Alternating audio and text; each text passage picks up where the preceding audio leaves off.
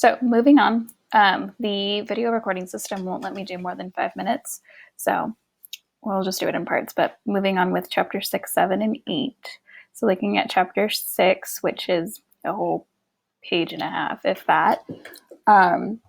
It says, so it's starting off with the tax bill arrived 2 weeks later. So they had to sell their hogs, or it says most of them were going to the slaughterhouse if they were too young or too small. So after that, Dad handed Mother the tax bill without comment. She dropped it. So her remark is, it's 3 times what it usually is. There must be a mistake. Dad shook his head. No mistake. I talked to the Willikers. The Willikers are the nearest neighbors. Dad went on to say, the Willikers said they raised everyone's taxes because of them fancy houses, making our land worth more. So Luke eagerly, which happily asked, isn't that good? He should hate the new houses for replacing the woods and forcing him to stay indoors, but he had fallen in love with it considering that he had watched the whole process. So foundation poured, every wooden skeleton of the walls, the roofs, all of it. And it was his main entertainment. However, Dad was shaking his head in disgust over Luke's question. No, it's only good if we're selling, and we ain't. So it says that the government thinks that they can get more money out of us. Matthew then asked, how are you going to pay for it? Even Mark, who normally had a smart alecky comeback for everything, was stupefied. Mother then said, I got my work permit today. Luke's jaw dropped. And then again, I highlight the most shocking thing to me in blue. So in blue, Luke is saying, you can't go to work. Who will? He wanted to say, who will stay with me? Who will I talk to all day while everyone's outside? But that seemed too selfish. Luke looked around. No one else looked surprised by Mother's news. So chapter 7, we're now in mid-September. Luke's days had fallen into a familiar pattern.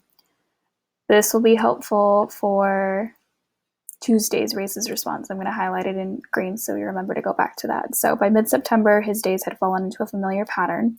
So the family ate breakfast, and they all rushed. Mother had to be at work. Dad was trying to get all the machinery working before harvest. Matthew and Mark were back at school.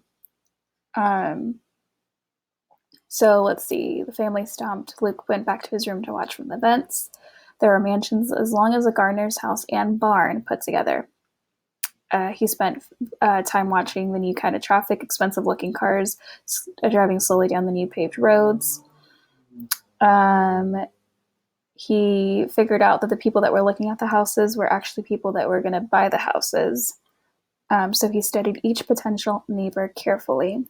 So the people moving into the new houses were what they call barons. They were unbelievably rich. So they had things ordinary people hadn't had in years. Luke wasn't sure how the barons had gotten rich while everyone else was so poor. So he would look at the people in the houses, noticing that people looked different from him. They were mostly thin, beautiful women in form-fitting dress, heavy-set men who had shiny shoes, classy dress pants, and jackets. And then he went on to describe the kiddos.